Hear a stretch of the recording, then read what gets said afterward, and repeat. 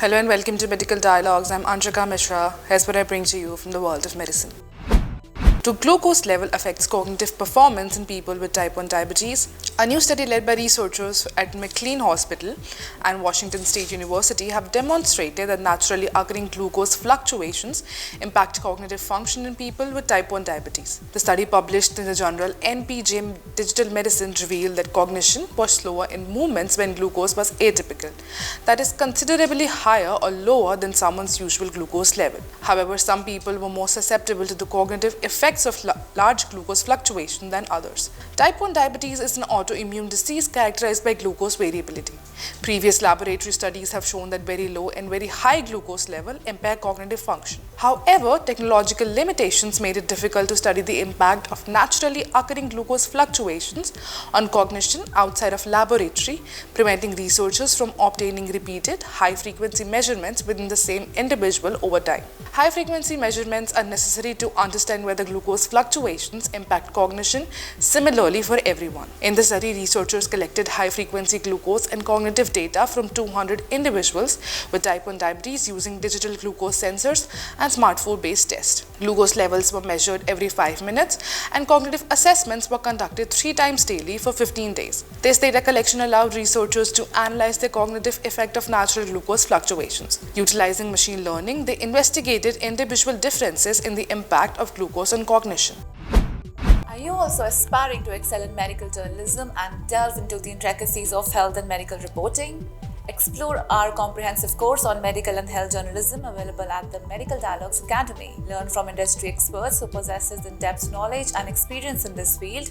For further details, scan the QR code provided or access the link in the description box below.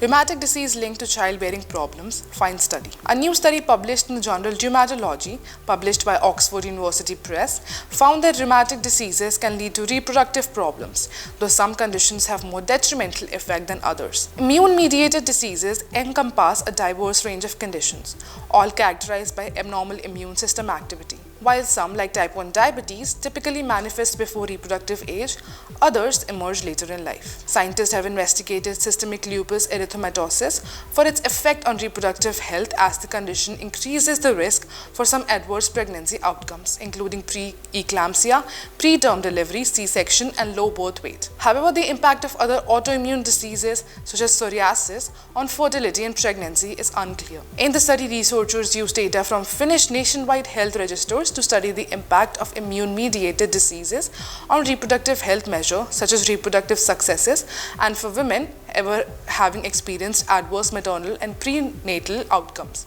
Out of all people born in Finland between 1964 and 1984, 7.9% of the women and 7.8% of the men had an autoimmune disease diagnosed before or during reproductive years.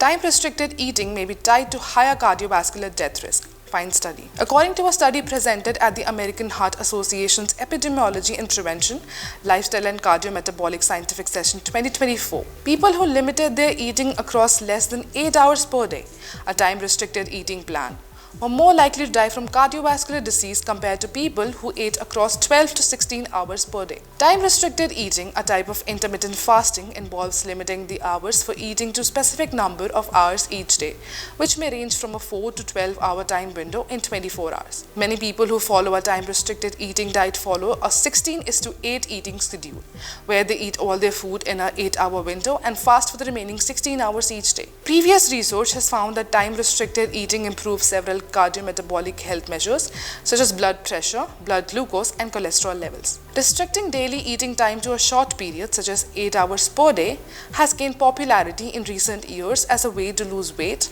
and improve heart health. However, the long-term health effect of time-restricted eating, including the risk of death from any cause or cardiovascular disease, are unknown, said senior study author Vic-Teng Zhong, PhD, a professor and chair of the Department of Epidemiology and Biostatistics at the Shanghai Jiaotong University School of Medicine in Shanghai, China.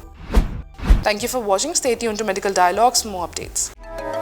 Never miss a medical update from Medical Dialogues.